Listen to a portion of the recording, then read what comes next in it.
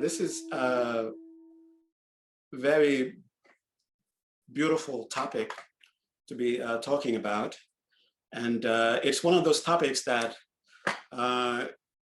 you sort of know, oh, that's the preliminary things that you learn about. Okay, first the Four Noble Truths, then the Eightfold Noble Path, then the 12 Links of Dependent Origination. Okay, now give me the good stuff now. Now I'm done with the preliminary stuff, give me the good stuff. And just like the Four Noble Truths is not something that you can just brush aside and say, okay, I understand that, what's next? If you don't really understand it, everything else sort of becomes meaningless. You can't really understand everything else because everything is sort of flowing out of that. Just like the Eightfold Noble Path flows out of the Four Noble Truths. And the 12 Links of the Dependent Origination also flows out of the links of the Four Noble Truths.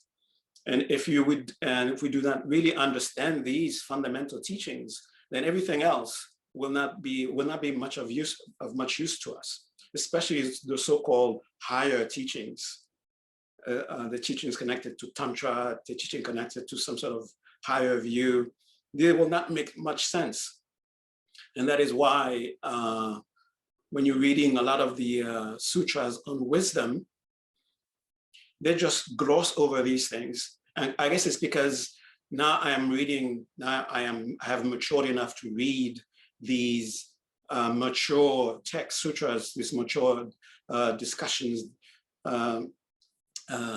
lectures by the Buddha on wisdom. And then in those lectures, he says the Four Noble Truth without going too much into it, the 12 Links of Dependent Origination without going too much into it. So it's like, oh yeah, I'm supposed to gloss over that. I'm supposed to be focusing on this essential thing of the wisdom. But the thing is, in order for you to actually understand wisdom, you have to really understand the 12 links. And you could say wisdom comes out of a deep understanding of the 12 Links of Dependent Origination. I will once in a while quote directly from sutras. There are sutras, there are suttas, if you're following the Pali canon, and then there are commentaries on those sutras and commentaries on those commentaries. And the main text that I will be using, the main presentation that I will be using is from my own teacher. And there's a book from his lectures. There's a book that's been made from his lectures. It's called King Udrayana and the Wheel of Life. It's probably reversed or something. It says King Udrayana and the Wheel of Life. Okay, so that's the text I will be using as the main text. In there, there's a beautiful commentary where it goes into, okay, the 12 links are 1, 2, 3, 4, 5, all the way to 12. They can be grouped in this way: 1, 2, 3, 4 through 7, and then 7, 9, and then 11. You know, sort of like taking them in, out, like that. Okay, and that's one of the reasons why. So why is it that they're grouped in this way or that way? That's somebody who's been contemplating them as they were given, 1 through 12, by considering them, contemplating them, and actually coming to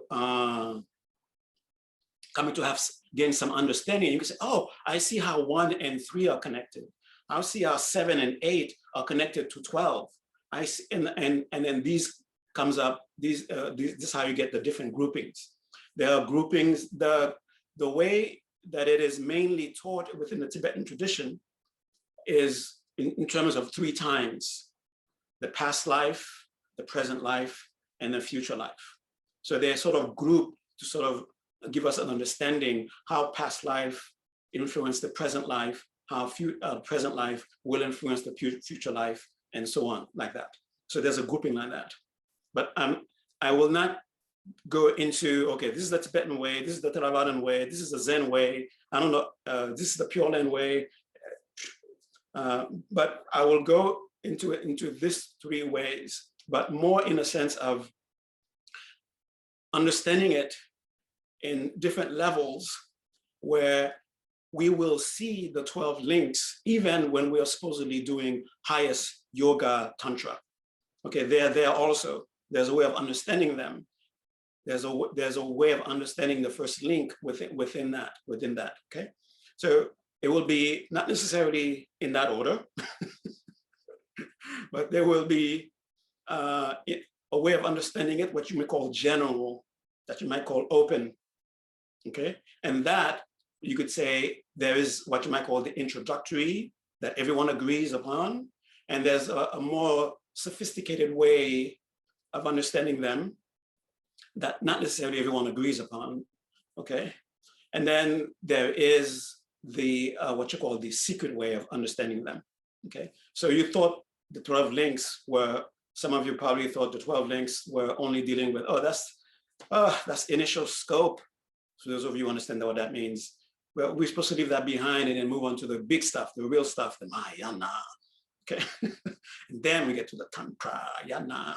Okay, but before we get to this, remember, all this is basically the Buddha saying 4 things. Your life sucks. There's a reason why it sucks. When you understand that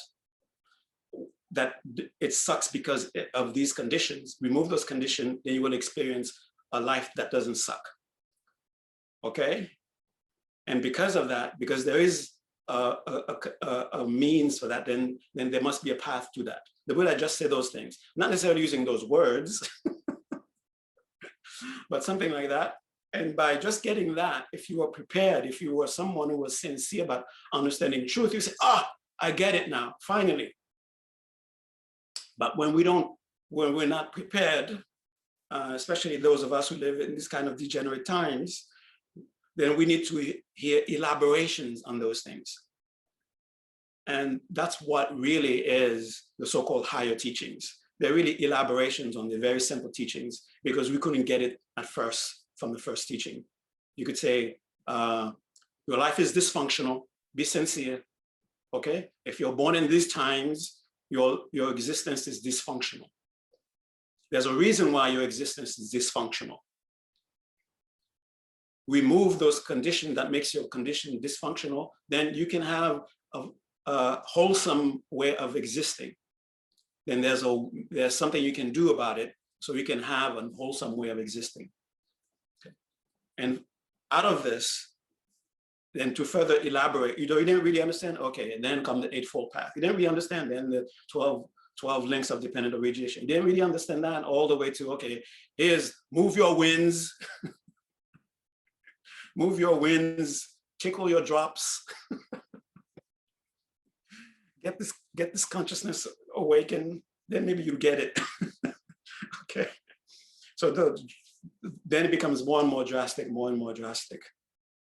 Right, so I came in late, as usual, sorry for that. And we're going to do a very nice meditation. So these are the 3 ways I'm going to present it, right? A way that is open, that everyone accepts. A way that is a bit more sophisticated of understanding them. Not necessarily everyone accepts. And then there's the so-called the secret way of understanding. So maybe today I might go through all of them, or today I might go to half of one of them. Okay, we don't know. We'll find out. Okay. And also, as Liz introduced, the Buddha himself said, and this is both in the Mahayana sutras, the sutras that the Mahayanists accept as the word of the Buddha, and in the suttas, the words of the Buddha that everyone accepts, both Mahayana and Theravadins. Even in both of those, there is a presentation where the Buddha has taught the 12 links of dependent origination many times over. So there's a sense of, I've heard this 100 times, so I understand it now. It's clear to me. Where one of the disciples of the Buddha, a very close, high disciple of the Buddha, say, "Oh Buddha, it's marvelous, the 12 links of dependent origination. It's magnificent. It's clear to me now." And Buddha said, "Hey, don't say that." Okay. And if the Buddha is saying, "Hey, don't say that," to somebody who's been listening to him directly, teaching the 12 links of dependent origination for a long time, he said, "Don't say you got it yet." Okay. So that's why us poor people who are 2,500 years distant from the Buddha, when we see the 12 links of dependent origination, our mind goes like this. Okay, so if your mind goes like this, so just take the lesson from Shariputra and Ananda, who were sort of like scolded by the Buddha. Hey, just because you're Shariputra, you've been listening to me for all this time, don't think you get it yet. Okay, so if they didn't quite get it, and if you didn't get it, so you're in good company. Okay? You're in the good company of Shariputra, Ananda, and all those great disciples of the Buddha. Okay, you're in their company. All right. And I think also one of the reasons why the 12 links are so difficult to understand is because we don't personalize them. We try to personalize them and we listen to the teaching, but the way the teachings are delivered in trying to really get us to really get to the nitty-gritty of understanding what's number one, what's number two, we get lost. It doesn't seem to be connected to our lives anymore. It seems to be some abstract philosophy that, you know, some doctrine that, okay, yeah. But just give me, just give me the teaching on the drops. Okay, this 12 things, just high philosophy that doesn't seem to be connected to my life, to my existence, to my dysfunction that I'm trying to get rid of, to my compulsive reactivity to trauma. That's what I want to get. That's what I want to be concerned. That's what I'm concerned about. But these 12 links, you know, number one is a bunch of definitions that doesn't seem to connect to me. Okay, that's why. In trying to understand it, someone tells it to you in the good nature and the good intention. We end up being more lost than before. As a matter of fact, just give me the names, because when you explain it, you confuse me. Don't explain it. Just give me the name and I will not be confused. I will be able to say, well, I know the 12, 1, 2, 3, 4, 5, 6, 7, 8, 9, 10, 12. Good, yay. And I'll explain it. Don't go there. All right, so that's my sort of introduction to the introduction. So like I started to say, sorry, I'm late. So we're gonna do a very short meditation. By short, I mean, we are really gonna do just 15 minutes. It's not gonna go over. And I'm even going to have a timer to make sure that we do it. Well, just 15 minutes. And the meditation that we are going to do is going to be an extremely simple meditation. If you fall asleep, that means it was really simple. But in order to prevent yourself from falling asleep, this is what you need to do. Maintain intense curiosity. That's basically your work in the meditation. Hold on intensely to curiosity. Curiosity about what? You're just going to keep all your senses open. You're not going to shut any of them down, nor are you going to force any of them to be open. Okay? So if sound comes up, that is, if you're aware of sounds, you're going to, whatever is appearing mainly to your consciousness, you're going to be intensely curious about it. And in what way? We're just going to take a step back, relax, and just really look at it. And as you look at it, tell yourself with a sense of wonder, this is arising from the true nature of reality. As a matter of fact, in a sense, I am looking at the true nature of reality.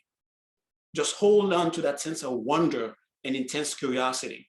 And I have all your perceptions and senses open.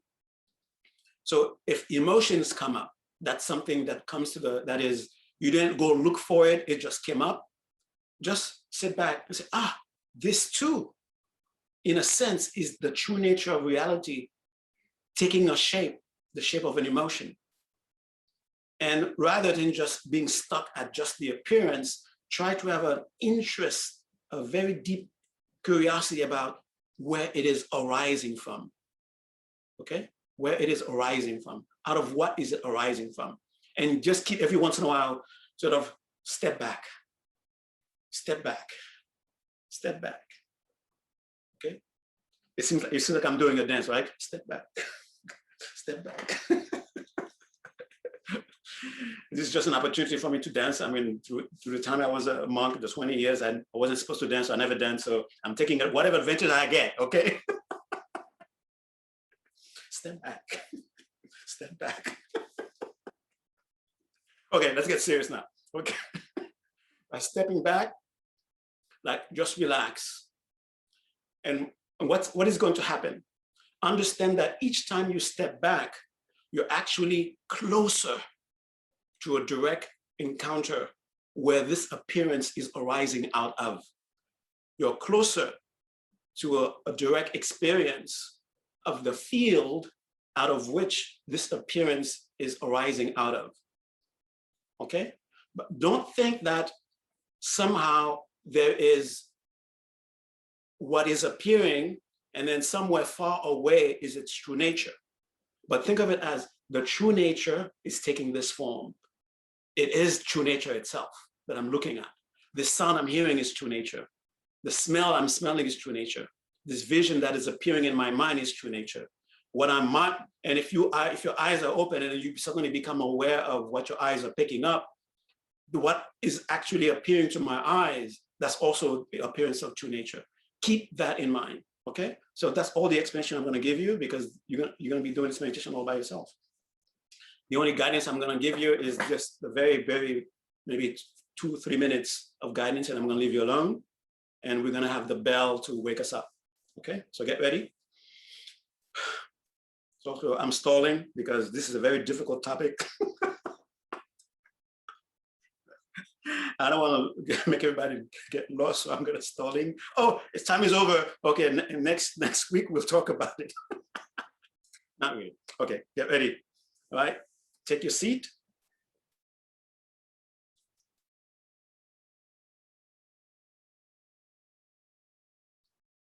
Have the intention, I am going to meditate. What is meditation? Let your body's consciousness tell you what meditation is supposed to be.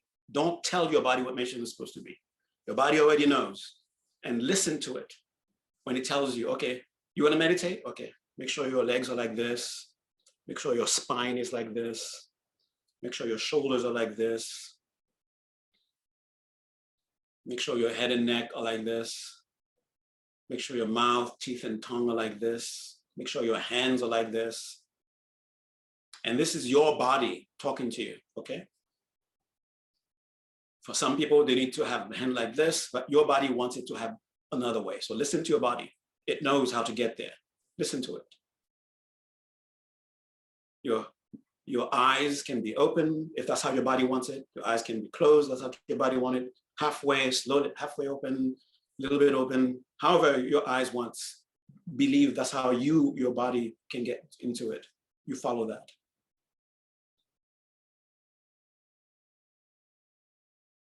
And once you feel confident that the body is ready, now we're gonna sort of commit to fully enter. Every part of our being will enter. And with that, how do we sign that commitment? With a deep breath.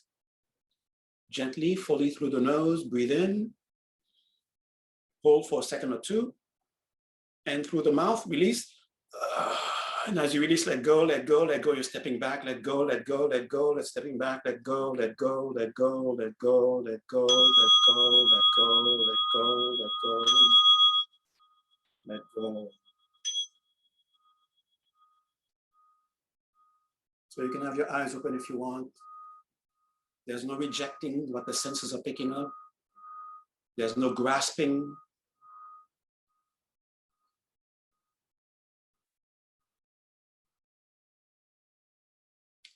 Have a slight awareness that you are indeed touching already the meditative space.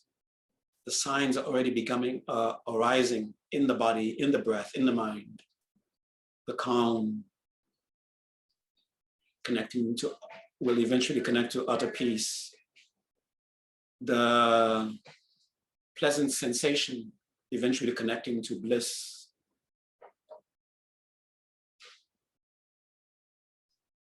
And in the mind, the sensations are signs of clarity and radiance.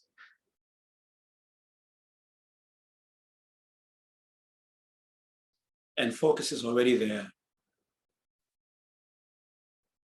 So noticing those signs, rejoice.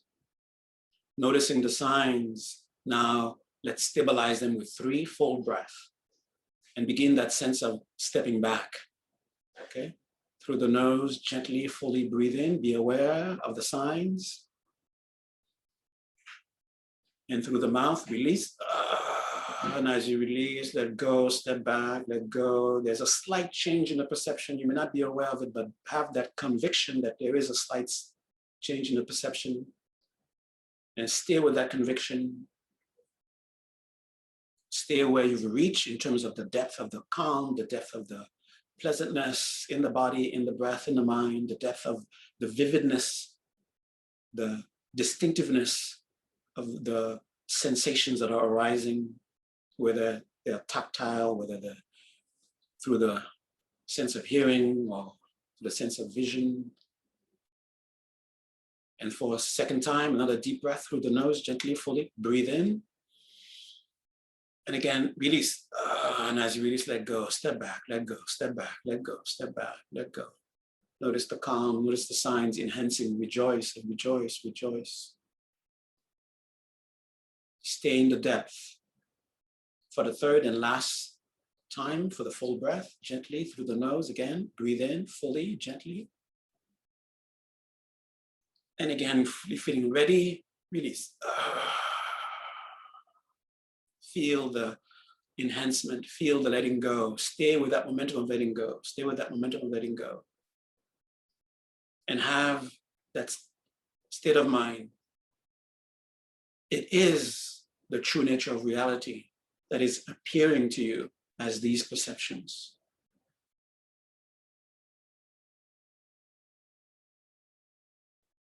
Don't go after any of them. Don't grasp on any of them.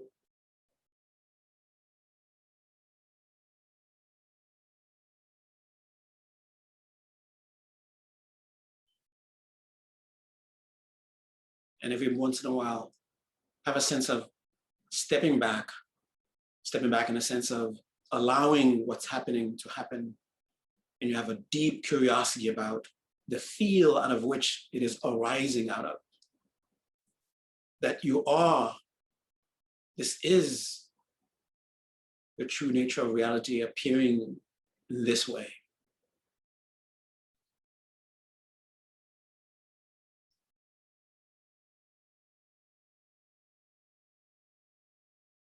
And if you notice your mind philosophizing, overthinking what is going on, if it's happening naturally by itself, it's not something that you are encouraging, you can just tell yourself, oh, look at that. Philosophizing is happening. That too is arising from true nature. And step back. Don't push it away, but know that it is that blissful luminosity appearing as philosophizing. It is that blissful luminosity appearing as these shapes and colors, these sounds, these sensations, these thoughts. And keep that joyful, intense curiosity. And I shut up.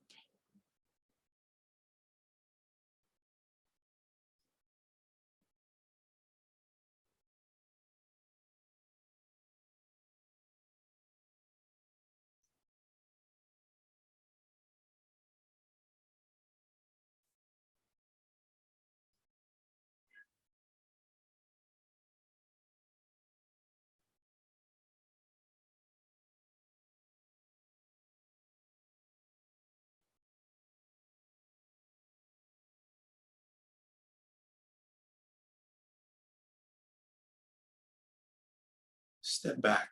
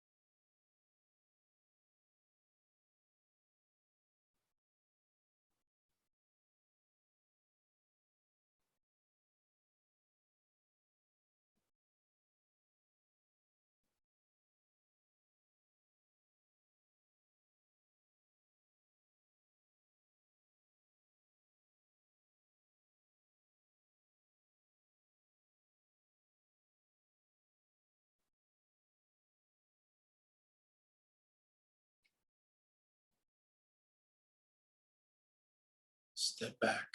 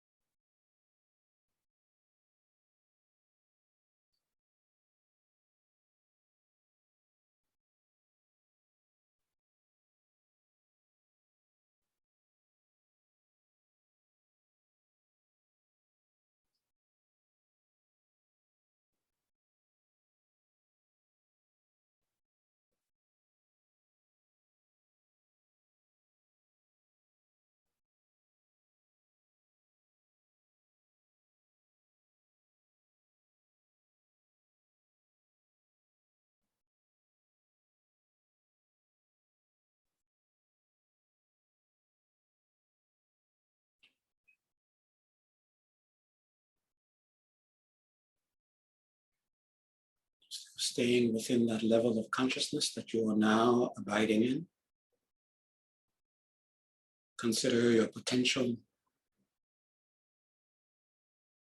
Have deep respect for it. Place your trust in it.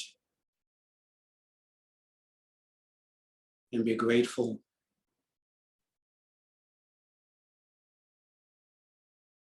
that it is part of your being. And be grateful to anything and everything that is consciously or even unconsciously helping you to arrive, to come to abide in a full potential.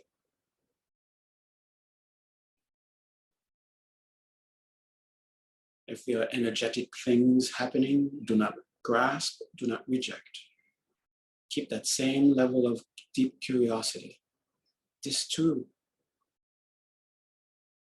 is just an appearance arising from the field of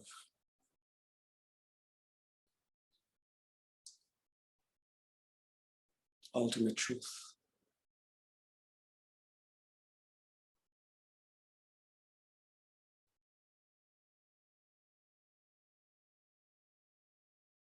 And take a step back now into just the meditative state itself, just by being aware of the signs that you are in meditation, the pleasantness, the calm, the clarity, the radiance. Get ready to come out of the meditation. Take a nice deep breath. And breathe out.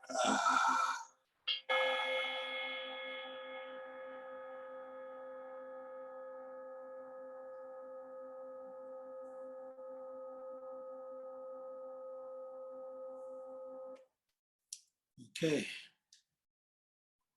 I kept my promise. It was only 15 minutes. Okay.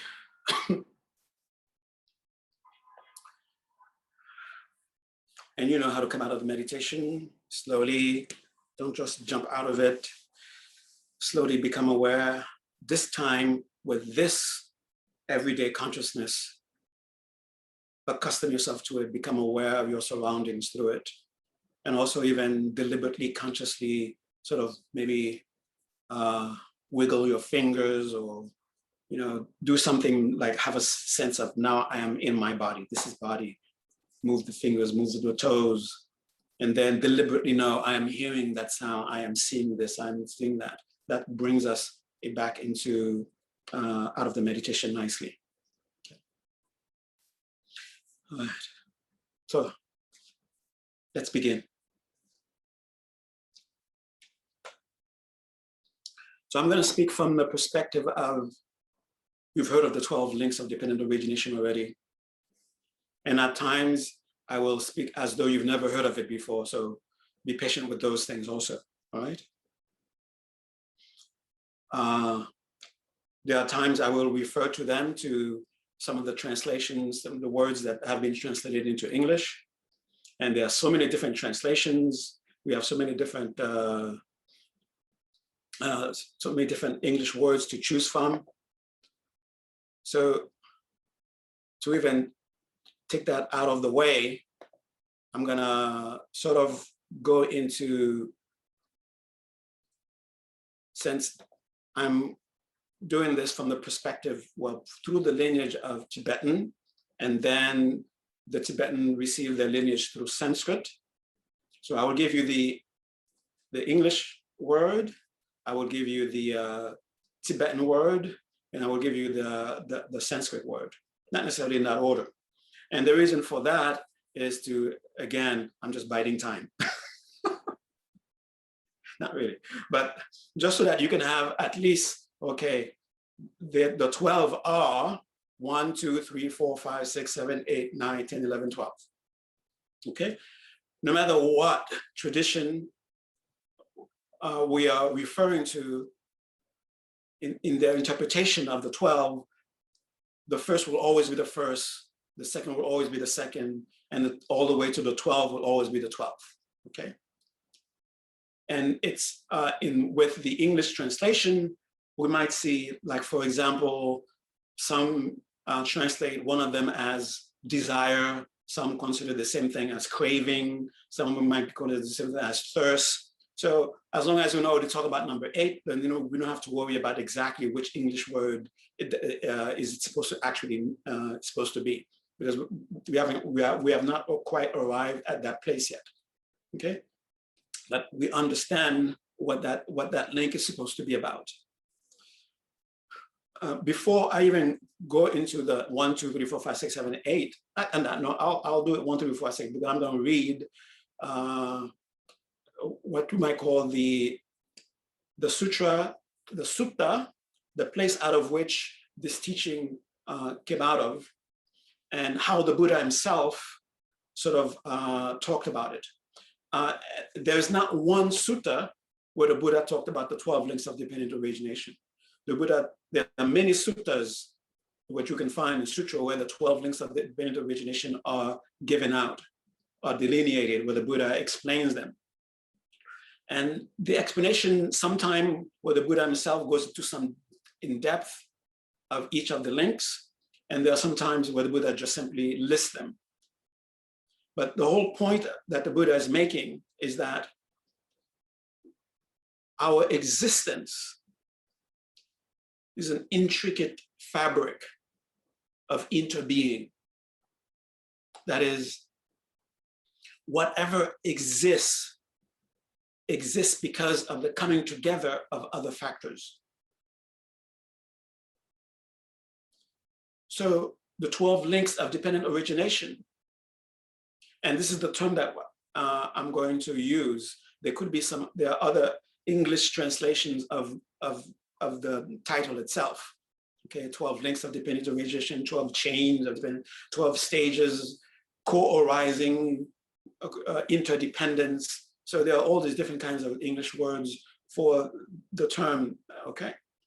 But the essence of it is, look at what you are experiencing, whether it is pleasant, whether it is unpleasant. Whatever it is that you are experiencing as your personal continuum, personal continuation, is in fact an intricate, I would even say an intimate interweaving of many different factors and conditions.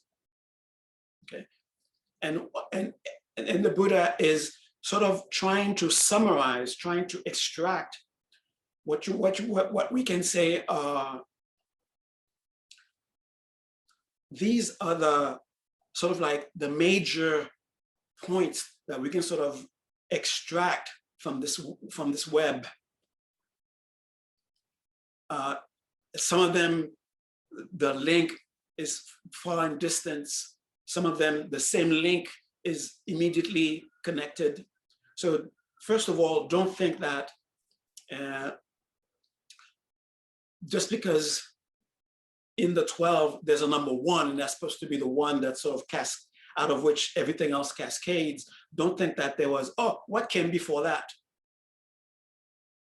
Okay, this is simply a means of sort of like, almost like taking a picture of a river. And when you look at the picture of the river, you see, oh, there's a point where the river begins, there's a point where the river is continuing, and there's a point of the picture where the river ends in the picture. But it is simply a picture of the river. It is not the river. So in the river itself, there's no such thing as this is the beginning. There's no such thing as this is the end. There's no such thing as the end, okay? All that is a perception, because what was the beginning became the middle, and what was the middle became the end, and then it's constant continuously. So this is the process. This is the thing that we are experiencing, that the Buddha sort of extracted and then presented and took a picture of it and said and presented to us. Okay, and the Buddha could have been 11 links of dependent origination. in one way or another. It could have been the 20 links of dependent origination. Okay, you can do your own like that. But the thing is, you look at reality as it is, and you start to see the intimacy of life, the intimacy of existence itself. In one version of the Perfection of Wisdom Sutras, the Buddha actually equates, you could say, he gives this synonym for the 12 links of dependent origination. And what is the synonym that he gives for the 12 links of dependent origination? The synonym he gives is love. So what we are witnessing is love, the dynamics, the mechanics of the fabric of love. Okay, already I'm starting to draw some tears from you. Okay. All right, so the 12, this is just because we're going to be talking about this for maybe 3 or 4 sessions. So let's get this 12 out of the way. So I'm going to give you the one English term for it, and the Sanskrit term for it, and the Tibetan. And maybe once in a while I'll throw in the Pali. Okay, since I'm not properly educated within the Pali system, so I cannot give that out. Okay. All right. So the 12 links of dependent origination, that word itself, that translation, 12 links of dependent origination, is from the Sanskrit, Dwada Sangha. That's the part that means 12 links. And Pratitya Samutpada, that's the part that means dependent origination. Okay.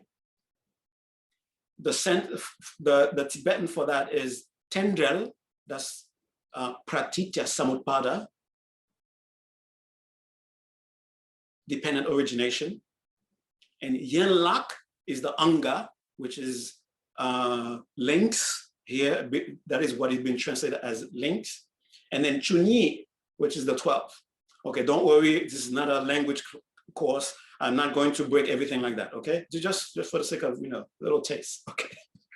So the Sanskrit is Dwada Sangha Pratitya Samutpada, and the Tibetan is Tendrel Yenlak Chunyi, okay?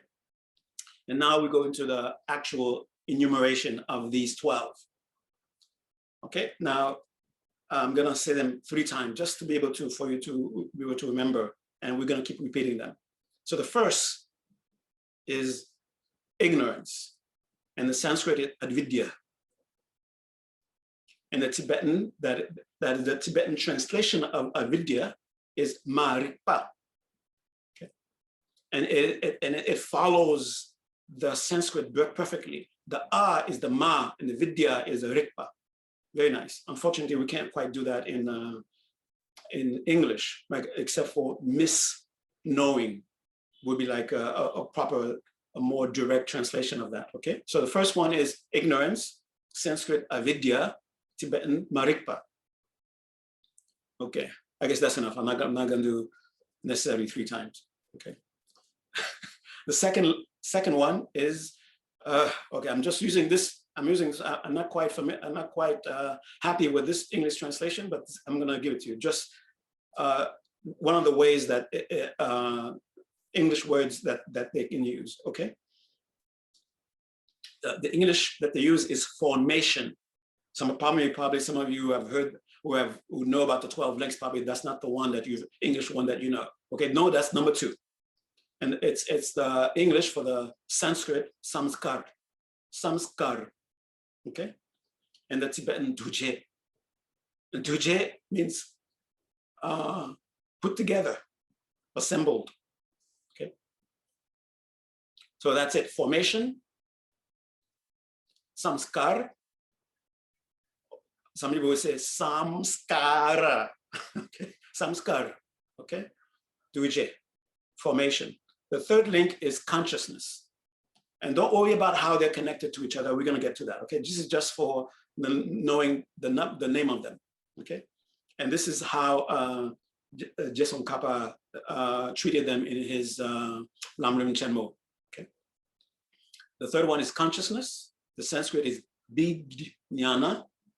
Even though we see vijnana, the way jna is pronounced, at least a lot of Sanskritists, they pronounce it big jnana, okay, big jnana, okay.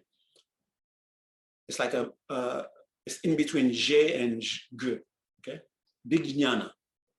And the Tibetan is nampar shepa, okay, consciousness. That's the third. The fourth is a very interesting thing, and these are very ancient terms. That's why some of them don't make much sense to us now, because we're not connected to the continuity of these very ancient terms. Okay, and like for number 4, for example, is name and form. Nama rupa is a Sanskrit. Mik tang suk, ming tang suk. That's name and form. Okay, number 4. Number 5. I see this person decided to give up. I'm not going to attempt to give these an English translation. It just kept them in the Sanskrit name. This one, he calls it 6 ayatanas. Last I know, ayatana is not yet an English word. Kama is, but ayatana is not. So ayatana, or the other English translation for it is the six senses. Okay, we're gonna get to that. So 6 senses. The Sanskrit is saddha yatana, saddha yatana. Okay, 6 senses. And the Tibetan is kyeche druk, okay, properly pronounced kemche druk. Okay, the 6th is contact. Sanskrit sparsha, sparsh. If you want to be sophisticated, sparsh. And the Tibetan is rekpa. Don't worry, it's not going to be this boring, I promise you. Okay, that's always number 6. Number 7, sensation. Sanskrit badhana. So it sounds like a B, it sounds like a V, so it doesn't really matter. We're not speaking Sanskrit. So say it however it's easy for you. Vadhana. Okay, vadhana. And the Tibetan is tsorwa. Okay, sensation, number 7. Number 8 is craving, and this is the one that sometimes people have different English words for it also. Craving, the Sanskrit word. Actually there are two sometimes we see the Sanskrit, sometimes we see the Pali used interchangeably here. Where the Sanskrit is Tishna.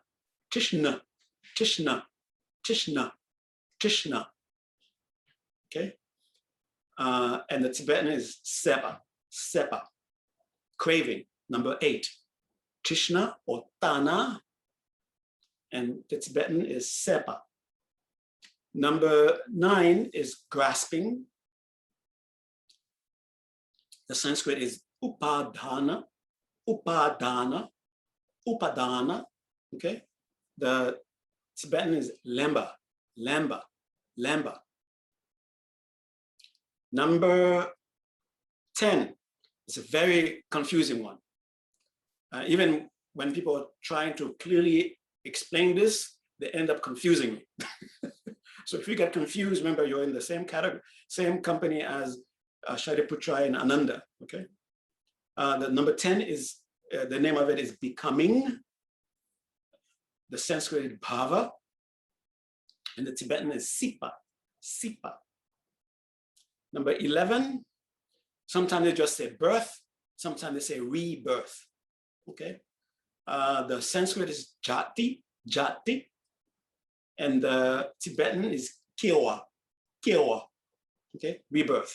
And number 12, the last one, old age and death. old age and death. So these two together, old age or aging and death, are combined together into the number 12. And number 12 also has a bunch of things in it, like in between birth, aging, and death, there's all these things that are happening. Okay, so number 12, the last of the 12 links, is old age and death. And this is really a cycle. It's not really, and after old age and death, because of ignorance, then it all starts all over again.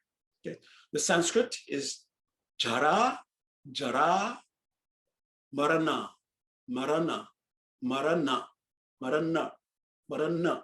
Okay, and the Tibetan is gashi, gashi, gashi. All right, now you have the 12 in one English version, and just remember them, number 1, 2, 3, 4. So sometime the English, I myself will use different English words for the respective ones, but the Sanskrit and the Tibetan remain the same. Okay, they don't have a problem with that. Okay, so these are the 12 that are called the 12 links of dependent origination. Okay, and this is something that I find to be very, very, very useful, especially when it comes to a very complicated a topic that has some degrees of complications within it. Even though what is said to be the original pronouncement of it, or the original record of the speaking of the teaching of the topic by the Buddha himself, is supposed to be extremely complicated. You need commentaries upon commentaries upon commentaries to read it. What I do is, I find to be very helpful, is to, as I'm reading the sutta or the sutra, I'm imagining I'm hearing it from the Buddha himself. And these words that the Buddha is choosing are words that the Buddha knows that by me hearing it, because of my constituents, because of my predispositions, these are the words that will help me the most to understand the meaning that is conveying. So read the sutras with that kind of attitude, and that will help understand sometimes the commentaries which are difficult to understand themselves. You can somewhat say, oh, now there's a sense coming up. I know what the commentary is saying, because there's something that you're understanding from the sutra. And sometimes you may initially get some sort of impression from reading the sutra that you can sort of make your own commentary, and of course will be not entirely correct, but it will give you a sense of closeness to the sutra, a sense of openness, so that when you're reading other people's commentaries, that is, they have spent more time, they are more intimate with the sutra, there's more opening within them. And because of that, they can, through the opening that they've established, they can take you through those openings so that the meaning, the deep meaning of the sutra can also ripen in your mind. Okay. And because of that, that's why I'm gonna read not in the entire sutra itself, but some words of the sutra. Okay. The Mahayana Sutra. Now there's Mahayana Sutra, and there's Theravada Sutta. Okay. Within the Theravada Sutta, there are many of them. There are tens, if not hundreds, of specific sutras where the Buddha is anew talking about the 12 links of dependent origination in some form or another. Okay. And within the Mahayana tradition, there aren't that many sutras. In fact, there's one particular sutra within the Mahayana Sutra that is considered to be like a direct teaching of the Buddha, a direct teaching on the 12 links of dependent origination. And it's not really the Buddha himself speaking, it's actually Maitreya speaking. But the Buddha says, okay, yeah, what you say is true, and it becomes the word of the Buddha. and it's called the rice seedling sutra. Okay, I'm not going to go to that first. I'm going to go to first the Theravadan Sutta, and the sutta that I'm going to, it's called Nidana Sutta. Okay, and it's just the Buddha within the sutta system, within the Theravadan, what the Theravadan understand, explaining, hey, don't go saying that you fully understand what the 12 links are about. Okay, so this is to put us all at ease that we're in good company. When we, even as we were as I was listing the 12, you probably were saying, sometimes, oh, I can see how this, but I don't see how it's connected. How is this connected to this? Why is this part of the list? But we'll get to it. Remember, have the understanding of this is sort of displaying, unraveling to us the intricacies of our existence. And in this case, what is this very dysfunction that we are experiencing? Okay, and it's just like you're sick. In order for the doctor to prescribe the proper medicine to you, the doctor must see directly in some form or another your sickness. You can't say I'm sick and the doctor just give you any medication, right? The doctor must look at your condition and see these are the things, these are the different parts of what constitute your sickness. And by seeing them, the doctor can prescribe the proper medicine for you. Okay, so we have to understand that my dysfunctional condition, I must know it, and how, and by knowing it, I will come to know how it came to being. By knowing how it came to being, then I can begin the process of undoing this dysfunction. Okay. What in the sutra is called this mass of suffering. Okay, a mass of misconnection,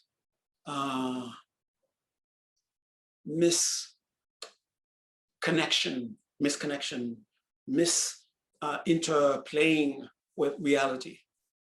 Okay, the reality is supposed to be this beautiful dance, and we are stepping all over our toes. Okay. We understand why is it that we are stepping over our toes, not listening to the music. We don't listen to the music, not listen to the beat. Okay, listen to the beat. Then you can dance properly. Then you can have this existence not be a trauma, this existence itself need not be a mass of suffering, does not be a dysfunction. Okay, all right. So this is the Nidana Sutta. The Blessed One was once staying among the Kurus at the market town of Kama Sadama. And Venerable Ananda said, "Wonderful Lord, marvelous Lord, is the profundity of this law of dependent origination. Ah, how profound it appears. And yet to me, it appears perfectly plain." In some other translation, they say perfectly clear. And the Buddha responds to Ananda. You see, Ananda is saying, wow, this is incredible, this is wonderful, this is, I understand it, it's so clean, it's so plain. And that's the attitude that we have when we first encounter 12 links. There's a point where we say, oh, I fully understand it. Okay, now what's the next? Give me, okay, show me how to move my drops, please. Okay. So, and what did the Buddha say? Do not say that, Ananda.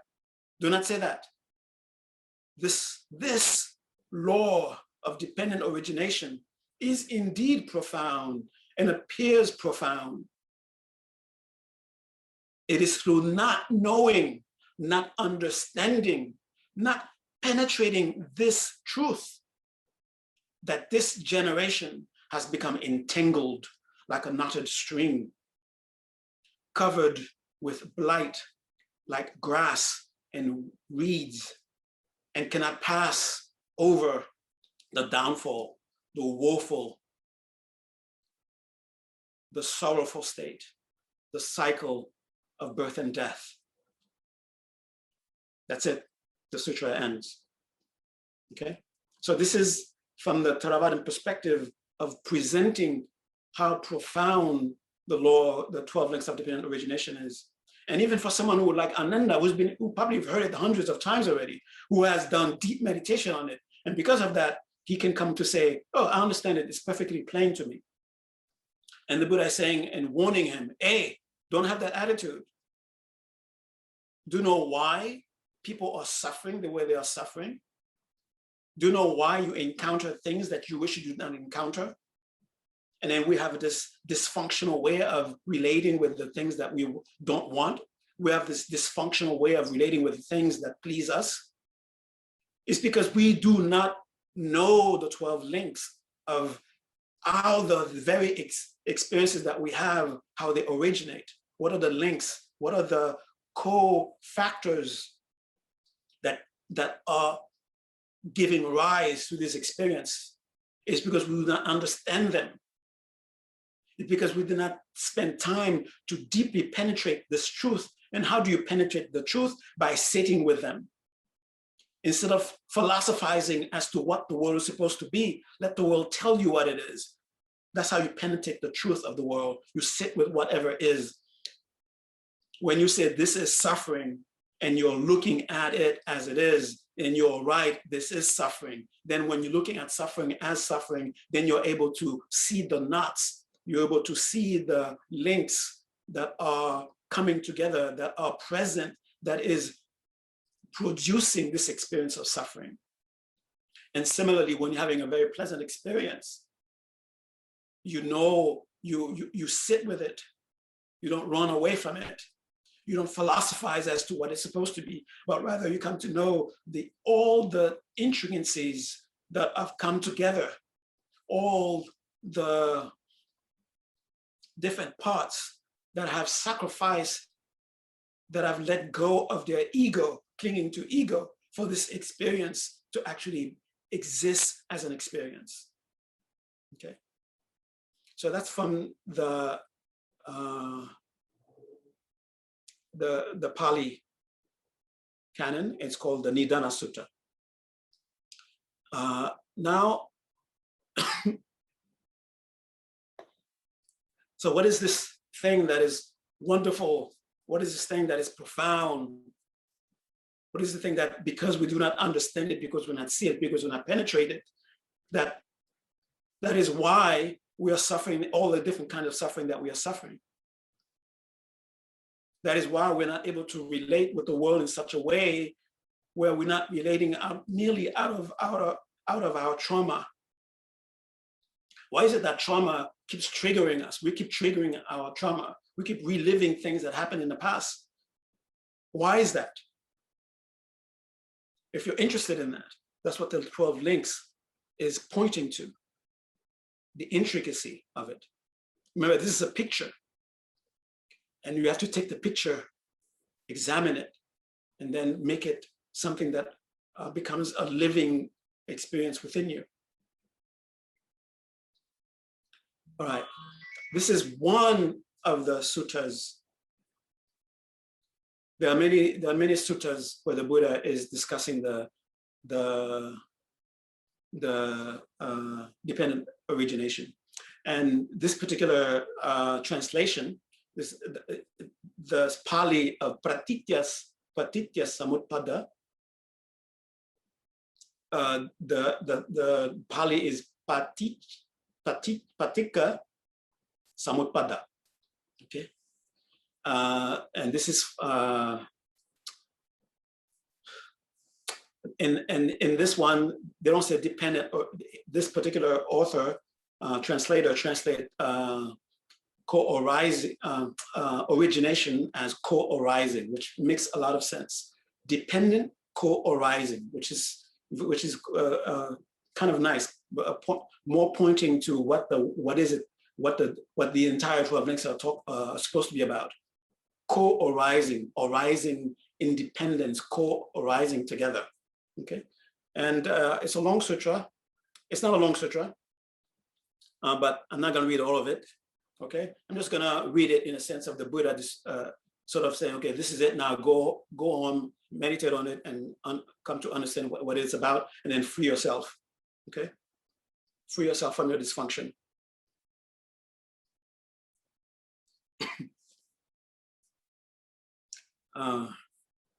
What is dependent co-arising? This is the Buddha speaking.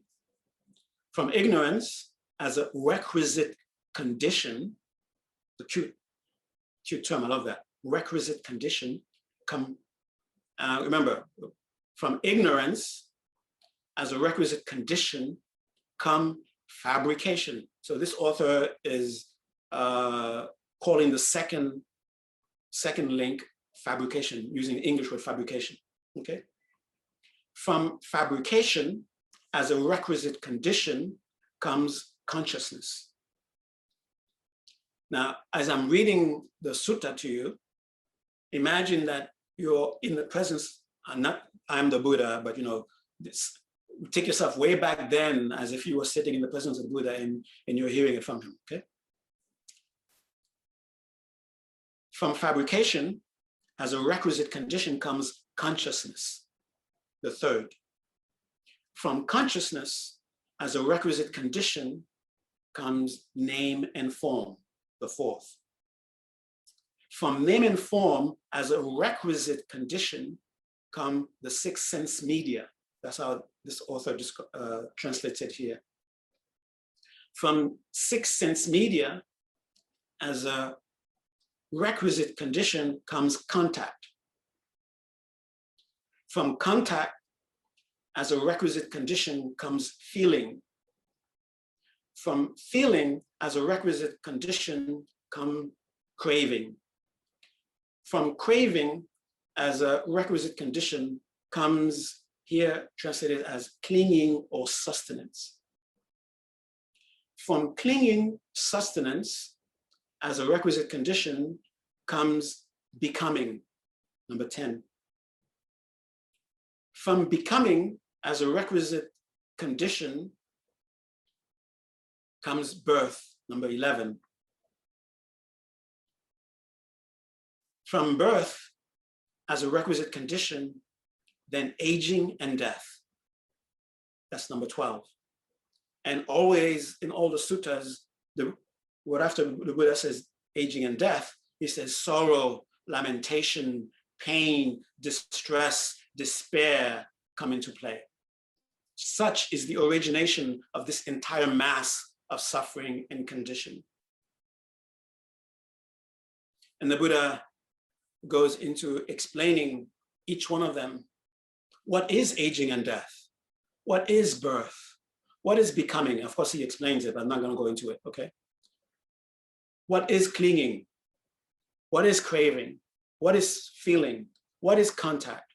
What are the six sense media? What is name and form? What is consciousness? What are fabrications? What is ignorance? Okay, and he goes into what is supposed to be. But the thing that you're supposed to try to do in your mind, try to see the Buddha's understanding. Try to actually not just hear the Buddha's words, but actually go into the mind, the understanding of the Buddha. What is the understanding that he has in his mind that he's choosing these words? How is it that he's seeing the connection? Ask yourself those questions. Okay. And of course, whenever the Buddha finishes, give the link from 1 to 12, he also gives what is referred to as the reverse. The reverse meaning by stopping one of them, you stop whatever came before or whatever came after. Okay. Now, from the remainder-less fading and cessation of that very ignorance comes the cessation of fabrication.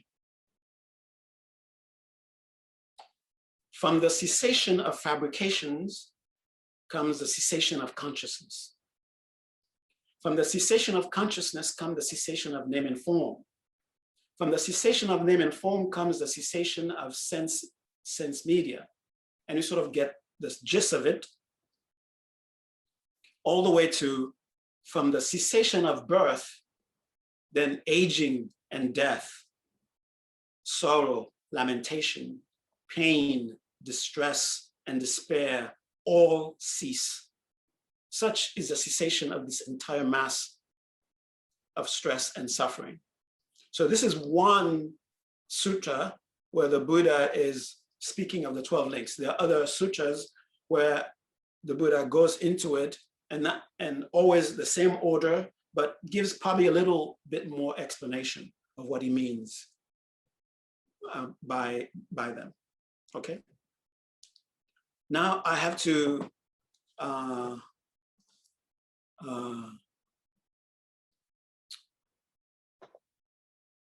just because I got this from my teacher, Kenwiche Geshe Lupsang, and I would say his was quite extraordinary that he actually taught himself English when he was in his late 50s. And he taught, all his classes were taught in English. And that's how a lot of us came to learn a bit of Tibetan, because he would read the Tibetan, translate it into English. And these are usually his English words, okay? Now within the Tibetan tradition, so the list that I gave you in terms of translation, just for the sake of sort of being able to get an idea of what these 12 links are about, I'm going to list them according to how my teacher translated them from Tibetan to English, okay? And it helps when you get different English terms, it will help you, oh, okay, now you sort of get a different flavor of what the Sanskrit and the Tibetan are supposed to be about, and it enriches your understanding, okay? And I'm just reading it from the book, okay? And I earmarked them, so I won't go going. What's the next one? Okay, they're already there. Okay, I'm just going into 1, 2, all the way, okay? The first one, ignorance. Second one, listen, immature karma. What? Isn't that supposed to be formation, fabrication? So that's sort of using that English word is really what he's doing, is at the same time translating it, is also explaining it, okay? So that's immature karma. That's what that's samskara, okay? The third one, of course, consciousness. The fourth one, name and form. The fifth one, the sense doors, okay? Number 6 is contact. Number 7 is feeling. Number 8, listen, initial desire. So he's explaining it while he's translating it. Initial desire, that's the difference between two words that seem to be the same, grasping and craving, right? Initial desire, number 8. Number 9, strong desire, okay? So that's sort of give you a better understanding of what's going on, right? Number 10, listen, that's very strange word, bhava, right? Mature karma. That's how you translate it, okay? Mature karma. Number 11, birth. And number 12, aging and death, okay? And the reason I went through this particular list of the English word, so that just like what they helped me, because some of these translated terms are very archaic for me. I don't quite get what the meaning is. And even as they're explaining it, I don't get it, because they're explaining formation. And my mind is stuck on, okay, formation. From what I know, formation is this and that, fabrication is this and that, right? But when you have a little bit of, especially if you already have a little bit of teaching, when you hear immature karma is sort of, okay, immature karma. I sort of get it. Okay. All right. Now, I'm going to give you, before we end, I'm going to give you my gist of it, and my gist of it in terms of how those links are connected to each other. And this is more of the perspective of what you might call a psychological perspective. Okay. And this is the process, and use this as a guide to help you personalize it. Okay. It may not help you, but you see, oh, that's how you went with it? Well, I can go this way with it. Okay. And then it feels better to me going with it this way. Use it as a guide. Okay. Now, don't look at this simply as hard, some hard thing that you present, like my life, the 12 links of my life. Okay, this body that I got from my mother, this mind that I got from my parents and my society, and then my potential. Okay, don't look at it simply as that, but look at it more like whatever experience that has reached the realm of existence, the realm of experience, the realm of it's in your face now. Okay, you can't deny it, kind of thing. Okay, has left the realm of potential and is now appearing. Okay, so that's how we must look at it. This is what this is talking about. These very experiences that I'm having, and when I'm saying experiences, I'm not talking about just in my mind. I'm thinking there are some experiences going on. Okay, that I am seeing a laptop with faces on it. That's an experience. Okay, I'm hearing the air conditioner. I am sensing my body. All these are, this is an experience. And also, I'm late on my rent. Oh my God, anxiety. How am I going to pay the rent? That's also experience. Okay, that's also a part of the experience. Okay, all these things. Okay, this very experience that is real, that is something that is, what does it mean? What do I mean that it's real? I'm not talking about philosophically real in the ultimate kind of sense or a relative kind of thing. I mean, you have to deal with it. Okay, that's what I mean by it's real. You can't just put it aside like a thought. Okay, an idea like, oh, it would be nice if I go to the moon. Okay, that's a thought, that's an idea. I can just put that aside. Okay, that's not something that I have to deal with. Okay, but my rent, big lip on my rent has consequences. That's something that I have to deal with. Okay, okay, I don't have, don't send me checks. Okay, I'm not really late on my rent. I know your compassion was stirred. Oh my God, Phuntsok is late on his rent.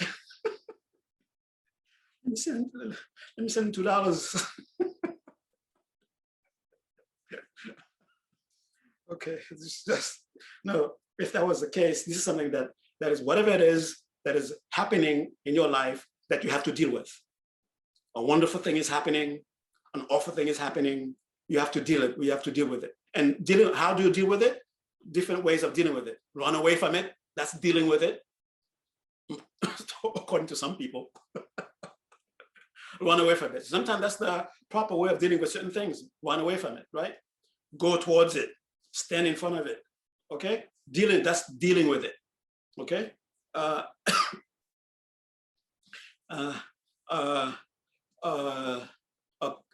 This is somebody's about.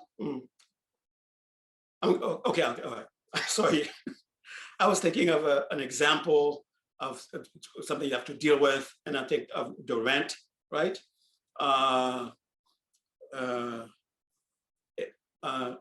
The thing is, it's not that you have to decide to deal with it. If it exists, if it is part of your experience, you're done. Okay? Your only choice is, how do I deal with this? Okay? Like, The example is just an example. I'm not about to be kicked out of my apartment. Okay, the rent is coming up.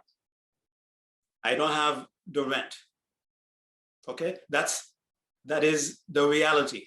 That is the thing to deal with. By telling myself, okay, I'm not dealing with it. I'm not dealing with it. That's dealing with it. Okay, that's dealing with it. And this saying to myself, I'm not going to deal with this. I don't have time for this. I'm not dealing with this, has consequences. What are the consequences? The landlord comes knocking on the door and says, sorry, you have to leave. And that gives me consequence, anxiety, fear, or even if the landlord doesn't knock at my door, the anxiety of, I owe this rent, I'm supposed to pay it, what am I going to do? See, that's happening already. I don't have to summon it. Okay, let me now worry about the rent, not having the rent. And then worry comes up. It doesn't work that way, okay? Not having the rent is something that exists because it exists, whether you like it or not. Dealing with it is the only option, okay? So here's my dysfunction. It exists. There's no, I don't want to deal with it now. Telling yourself, I don't want to deal with it now, is your relating with it. And this way of relating with it has its consequences, okay? So it's like I said last time in a very nice way, it's a dance. You have no choice but to dance. Either you dance well or you dance clumsily, but you're gonna dance. Even just standing still. Have you seen those modern performances where the dancer is actually standing still? That's a dance. Okay, that's a reaction to the music or to the sound. Sometimes it's to silence. Okay, it's a relating to it. We have no choice but to relate. So that's what I mean. The thing that is appearing, and you have no choice but to relate to it in some way or another, skillfully or unskillfully. Okay. Now the 12 links come in and say, okay, let me explain the intricacies of this experience for you. Okay. Let's begin exactly the way the Buddha began, with ignorance.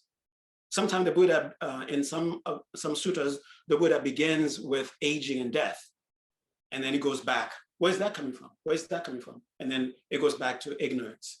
Okay. I'm not going to go too deep into the meaning of ignorance, the meaning of the next fundamental, but this is just a preparation. Okay, just a take, like the first bad explanation. And then we're going to go into what other people, scholars say. Of course, what I'm saying is influence, because I did read those things. I did hear, of course, the influencing what I'm thinking. Okay, the way I understand it. Okay. All right. What is ignorance? Ignorance is not simply I don't know it. Okay. It's not that where we can say, where we can make the statement, very bad statement, ignorance is bliss. Okay, very bad statement. And no, I don't know. I don't know. That is not what is happening. What is happening is, this is how it is. Whether we are conscious of it or not, there is this active principle within us that says, this is how it is.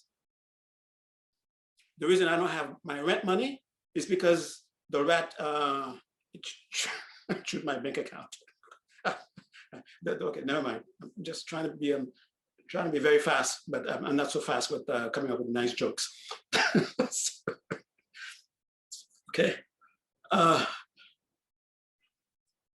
In the experience of whatever it is, I don't have the rent money, there is within me an active part that says, this is why this is.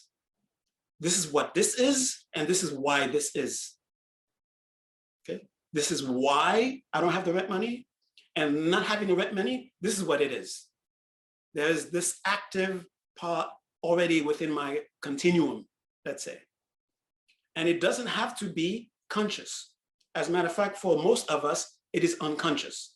That is, we're not aware of it, but it is there. Okay, that's what ignorance is really about. A particular kind of conviction about reality. And it is completely wrong, completely messed up. That is not what reality is, but we have this conviction that's what reality is. And that is why it functions. That is why it actually does something. That is why it eventually creates the experience of some sort of dysfunction. That's why it eventually creates suffering. Because the suffering that you're experiencing is something that you have to deal with, something that is happening. It's not a dream that you're having, and then you can wake up from, when you wake up from, okay? It is something that you have to deal with, okay? That is, your suffering is real, not ultimately real, not relatively real, not so much philosophically, okay? I'm talking about right here, right now. This is painful. This is suffering. Right here, right now, my relationship is messed up. Right here, right now, I want this, but I cannot get it, and I'm wanting it. That's the condition that is right here, right now, okay? This kind of dysfunction. And there is actively in my mind a conviction as to what it is. And because it is not because I sat with it, really sat with it, and came to the conclusion, but rather not really sitting with it and then come up with a conclusion as to what it is, okay? That's what ignorance is, okay? That is when you are convinced about anything, that conviction will move you. You have no choice. That's the very existence of that conviction is to move, to make things happen, to bring about results, to bring about experiences.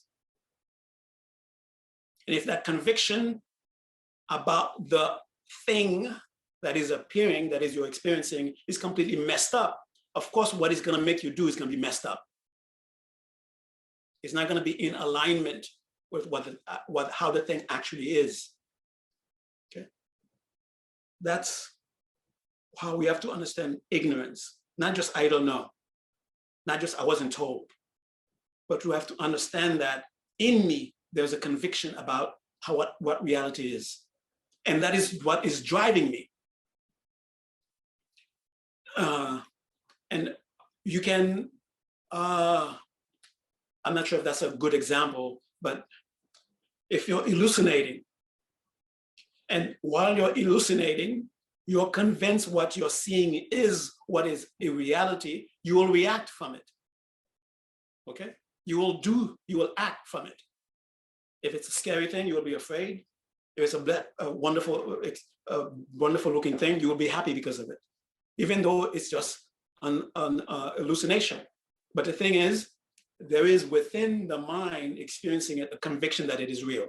That's why the reaction towards it is real. There are some people who are high and then able to maintain, not that I know, okay, not that I know.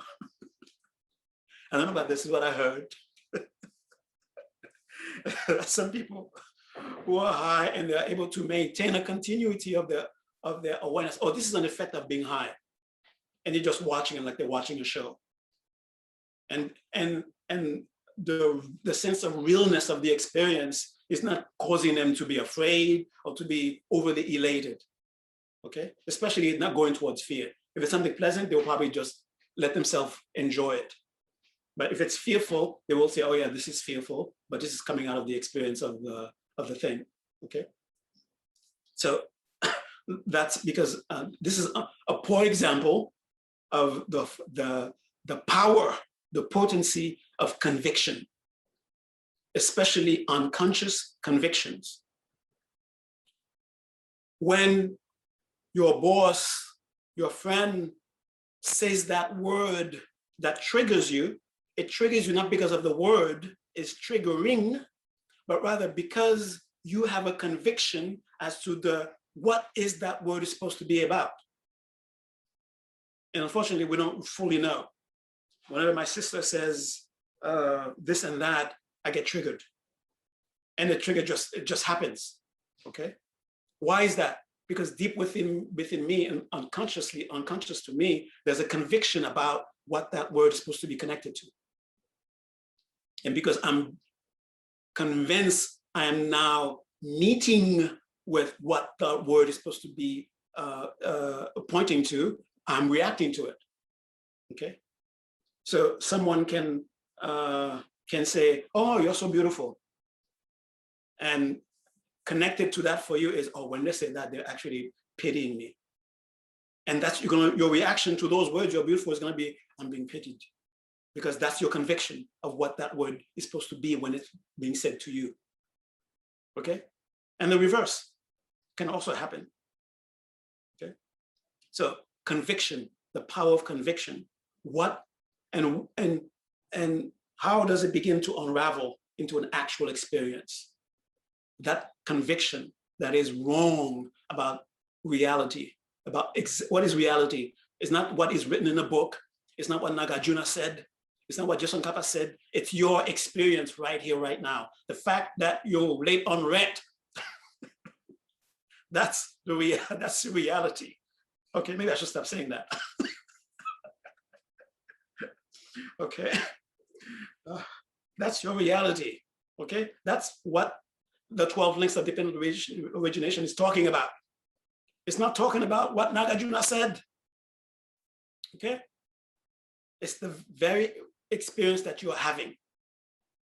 First, as simultaneously with having this experience, there's already a conviction as to what it is that is wrong. But because conviction is a power, it's a potency, it functions, it does things. The very next thing that it does, it creates a worldview. It creates a potential for what kind of experience you're going to have. Okay? So that's what the second link is about. What they're referring to as formation, what fabrication, or immature karma that is not yet matured. Basically, a potential for experience. Potential for what experience? I get angry when my sister says I'm beautiful. I'm late on my rent. But okay, all right. All right. I'm not going to say it anymore. I'm not going to put the rent example anymore. Okay, it's out. Rent example out. Okay. The potential for an experience, everything that is net in terms of the energetic, like the term that was used in that translation, the requisite conditions, okay, for a particular experience. Conviction about reality creates a potential for an experience. Okay. Now the rest of it is going to be very, very, very nice. How they are connected. Okay, I'll go to the next one because the first three are usually grouped together in a nice way. Okay. Before I mention the third one, the third one is consciousness, right? What is consciousness? Okay. It is, I'm not going to use the book because in the book, my teacher was a Tsenyipa. Tsenyipa means, Tsenyi means definition. Tsenyipa means someone who upholds definitions. So my teacher loved to call himself a Tsenyipa. Okay, I just go by definition. So in every one of his teachings, when he goes over something, he goes, okay, this is the definition of this. Now let's break it down. Okay. All right. So I'm not going to go into that category of definition of consciousness as in the book, what Nagarjuna says, what Asanga says, what, so and so. But, right here, right now, you know what consciousness is because you're having that experience. You may not have formulated it in a very sophisticated way using some interesting vocabulary to define it to you, but without going into some words as to what it means. You know what it is. You know what it is. Consciousness. You're hearing my voice right now. You're seeing this. You're seeing the screen, and you know there's consciousness involved in that experience. Okay. But I'm gonna say it in two ways. Okay. It is awareness and attention. Okay. And I chose those two words on purpose, and you will understand why. Okay. There's awareness and there's attention. Attention in a sense of what are you aware of at the present moment? Okay. There are schools that don't quite agree with there's such a thing as awareness that is not present, that is not surfaced, but they do agree in something that seems to be similar to that, but they just refuse to say it is consciousness, because for them it always has to be what you are aware of right here, right now. And I'm saying awareness as like the container of engaging with the world, and then attention, that is what's happening, that is what's happening at that very moment. That's what's happening in the present moment. Like right now, there is an awareness, you could say, of the sound of the AC running, but my attention is not directed towards it. My attention is directed towards make sure I don't mess up, say the correct words. My attention are connected to, oh, who's sleeping? How do I wake them up? Okay. So and that's part of consciousness. Okay. But that is also, now we have to add to it, and I'm going to go into a field that I have no idea what I'm talking about. It's a field of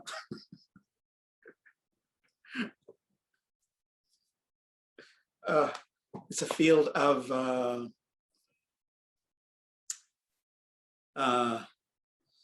what you call that? Biology, evolutionary biology. Okay. And this is what they're saying right now. And why is it that saying this right now? Because they've been studying Buddhism. Okay, I'm being biased. Because evolutionary biologists have been studying Buddhism, now they're starting to come up, they're reframing consciousness. Okay. Here, consciousness, the consciousness that is the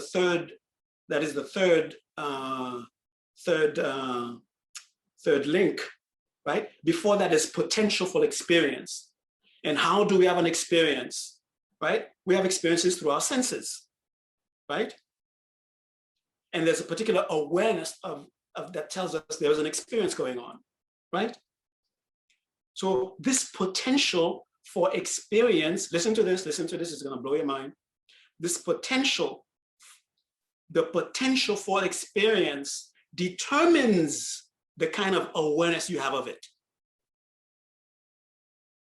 The potential for the experience determines the kind of awareness you will have of it.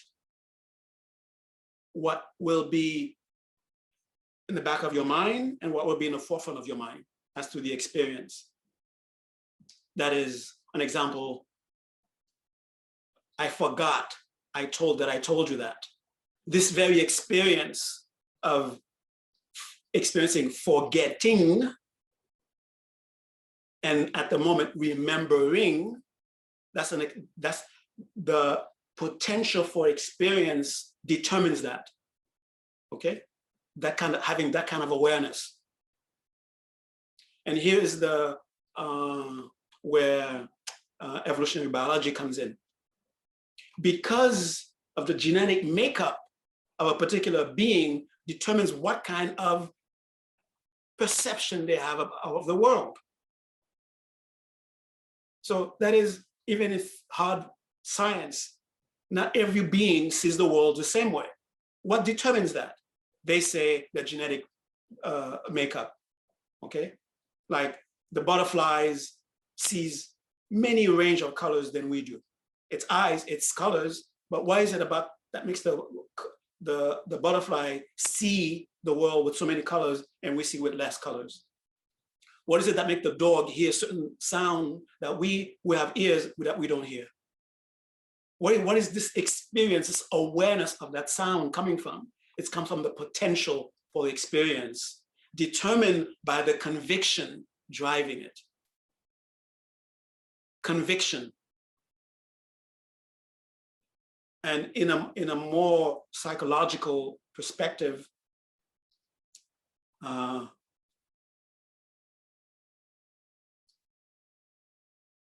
am someone, the world is a very, that's the conviction. The world is a frightening place. That conviction creates the potential for me to witness the world as a frightening place. And the reason that it is a potential, not immediately the conviction, and then immediately the world is a frightening, we see the world as a frightening place. That red is scary, that blue is scary, that smile is a grin, that walk towards me is a threat to my life. And we know people experience that.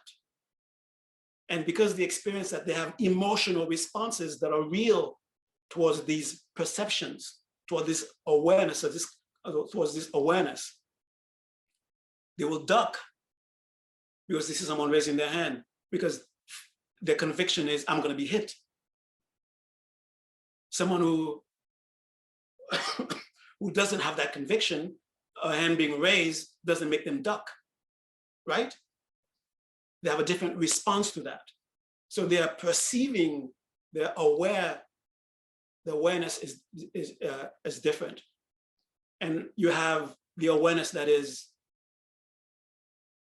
human, within the possibilities of human realm, within the possibilities of the dog realm, within the possibility of the butterfly realm, okay? And you have even the microscopic life. I just found out about some little thing called tardigrade, not tardigrade, something else. We talk about the tardigrade. There's something, it has a cute name too. And it's a microscopic life. I just read about it, I forgot it, you'll find it. It's actually 24,000 years old. A microscopic life, 24,000 years old. Not that he died at 24,000 years. 24,000 years is still thriving, still living, still eating, moving. 24,000 years old. Why? What makes it like that? I mean, it's still earth, water, fire, air, right? The same elements that we have with us. It has it also. How is it that those four elements make that thing live 24,000 years and we barely live to be, barely touch 100?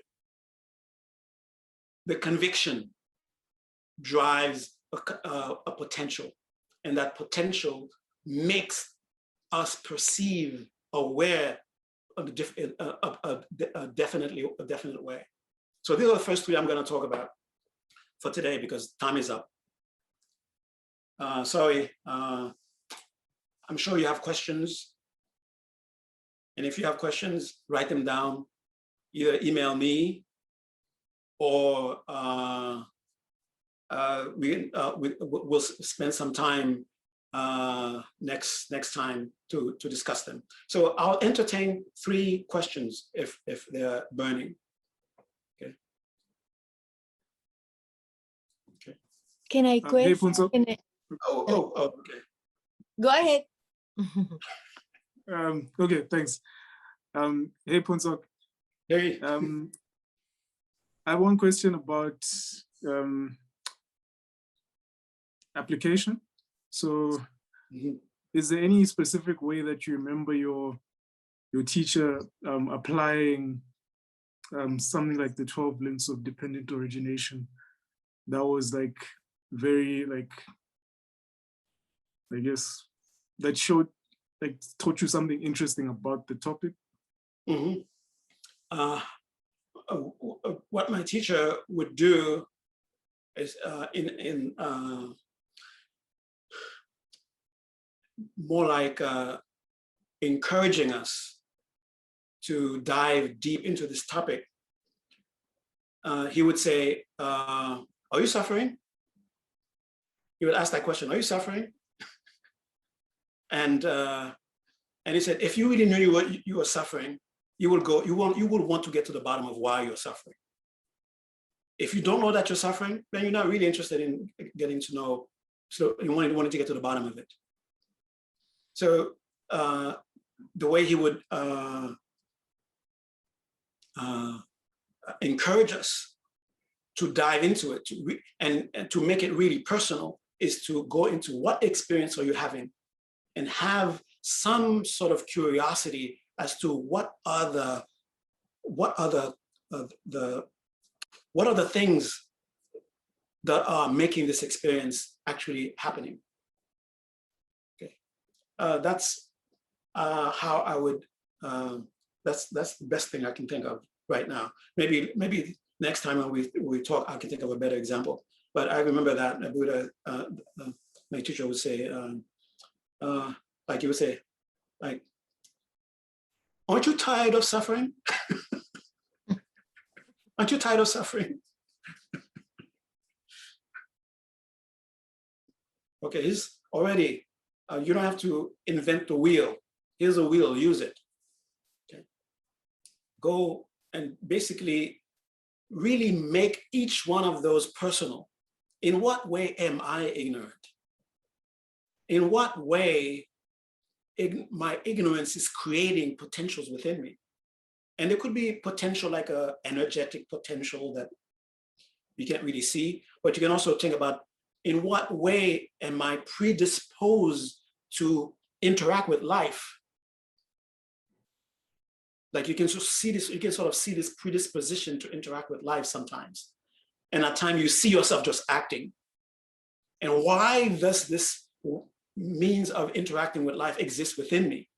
What a conviction is driving this? And even if you're not immediately convinced that conviction leads to some sort of predisposition to experience, but you can even look at you when you're planning. What are you doing when you're planning? You're creating a conviction that will make you act so you can actually have the experience that you're planning to have. You already, the 12 links of dependent origination, you already bought into it, okay? We're not aware of it. We don't give them the name 12 links of dependent origination, but that's how we are that's how we are already operating. Okay. The 12 links is not some invention that you have to adopt. It is how we are already operating. Okay. I want this thing that is this experience that does not yet exist. I want to make it exist. How do I do it? And I start to work in my mind, creating a conviction that would propel me to act, that would propel me to eventually have an experience. See, we're already there. We are there. Now, just the thing is, step back, step back, step back. Step back and just look at the experience, okay? And the experience could be, oh, I'm very angry. That very visceral experience is an opportunity for you to step back and look at it. Don't run away from it, don't push it away. I'm angry. Step back and just look at it. What is actually going on? And you will see the 12 links. I'm angry because you said that. But why does saying that make me angry? Oh, that was because when that happened. So you started to see the links. The links, you're seeing links yourself. Okay? All right. I'm very sorry. It's way past time. Are your questions burning? Can you ask them? Can you remember them for next time? Write them down. Even though I said 3 questions. We have to end, okay? And I would love to see you, and as we continue. And I'm not finished giving you my spiel. It's not spiel, something else. my take on the 12. Okay, we have 3. We have 1, 2. I have my ignorance has created the potential where I don't see myself being able to do simple addition.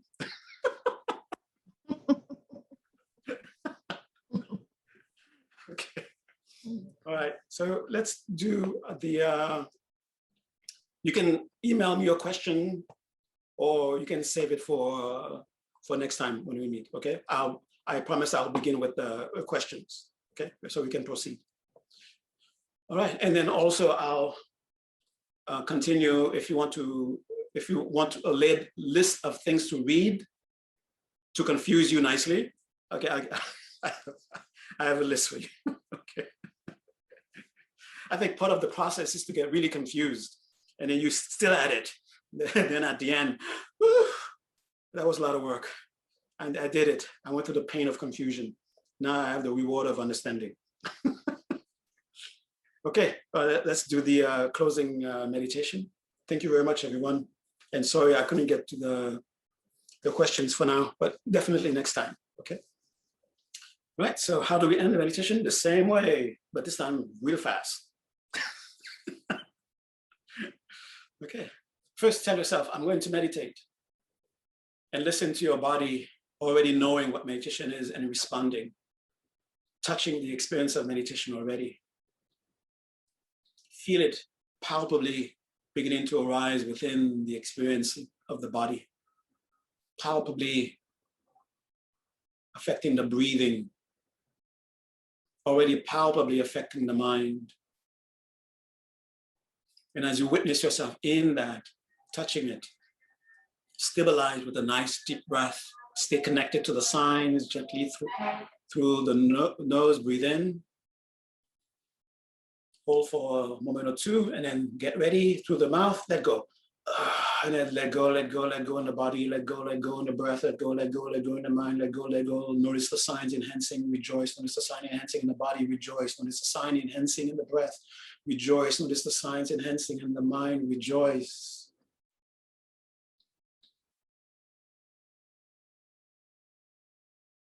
And think of your body as a unit that is composed of different parts, and yet all the parts, that's exactly what we are calling the unit. The left hand, the right hand, the left foot, right foot. And when the left hand needs help, the right hand immediately comes to help without thinking, I am helping the left hand, but rather I am helping myself. So think of that sense of us, simply the coming together, a bunch of what seems to be different things, but holding on to the conviction of being, this is me, this is us. And as you have that firmly in your mind, that sense of readiness of the right hand, ready to help the left ready to help the right, emotions ready to help concepts ready to help emotions. Hold that sense, now expand it to us gathered here. Someone from outside, they look at them, and then we have a sense of, they're talking about us. So hold on to that sense of us. Hold on to that sense of readiness, just like the right hand is ready to help the left. I am ready to help her. I'm ready to help him. He's ready to help me. Have that sense of, this is us. And that understanding of us is manifesting as a perception, a bright light in the midst of us. Now see all of us sit in a circle, wherever you are. And in the very center, there's this bright presence that sort of synthesizes the sense of us. And as we continue to say us, and strengthen that readiness, that light begins to expand. And we see from our hearts, a ray of light connecting our hearts to this very center of this us. We are feeding us is feeding me feeding us feeding me. We strengthen us strengthen me. And it continues to expand, and the light begins to absorb into itself everything as it expands. And every one of us is now absorbed into one appearance of light. This one appearance of light continues to expand, and everything in your room, whether they are animate or inanimate, are in that us. And we keep thinking us, that lamp is us, the floor is us, the ground is us, the air is us, the heat is us, the coolness is us. And it continues to expand. Your neighbor is us, continue to expand. The entire country is us. The rivers is us. The oceans is us. And just like the right hand is ready to help the left, you're ready to help the ocean because that's us. You're ready to help the rivers, ready to help the trees, the crawling, the walking, the flying, the swimming, that's us. And until the entire earth is absorbed into this beautiful, bright presence. And if you want to stay there, if you want, you can expand it until it goes as far as the edge of existence. And all those galaxies, all those clusters of galaxies, that's us. That's one us.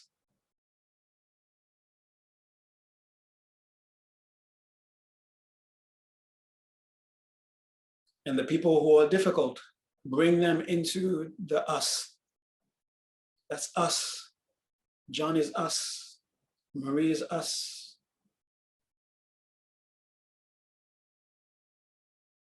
The people who have different political opinions, that's us. The people who have different life, philosophical opinions, that's us.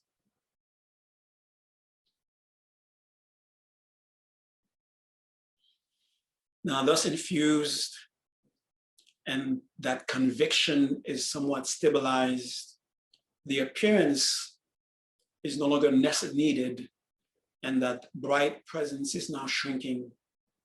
And as it shrinks, whatever it absorbed is left with a particular sheen, until again, it comes right in the very center of our gathering.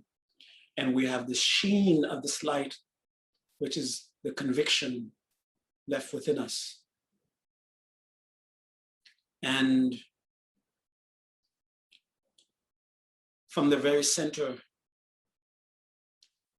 of that brightness,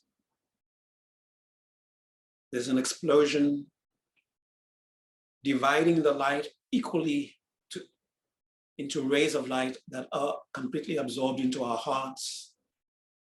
And we are holding on to the conviction, by taking care of me, I take care of us. By taking care of us, I take care of me.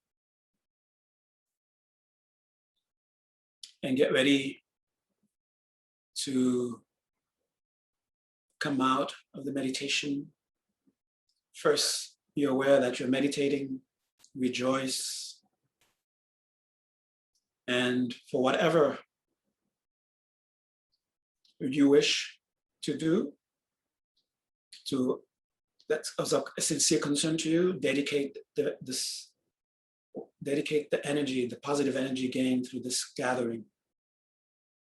Gyawa di kyo kun sunam yeshe sodzok shim sunam yeshe lechung tamba kunye toparan shom.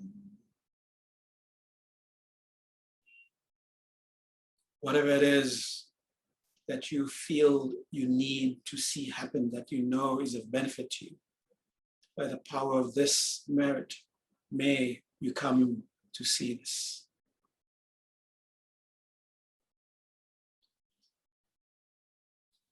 And rejoice, see yourself in meditation. Now make the intention to come out. With that intention, take a nice deep breath, feel it, hear it, in through the nose, out the mouth. And deliberately, consciously reconnect with your immediate surroundings, reconnect with your sense of hearing, reconnect with your sense of touch, wiggle toes, wiggle fingers, reconnect with your sense of sight. Oh, these are colors, that's shape, that's light, that's shadows. Okay, thank you very much. And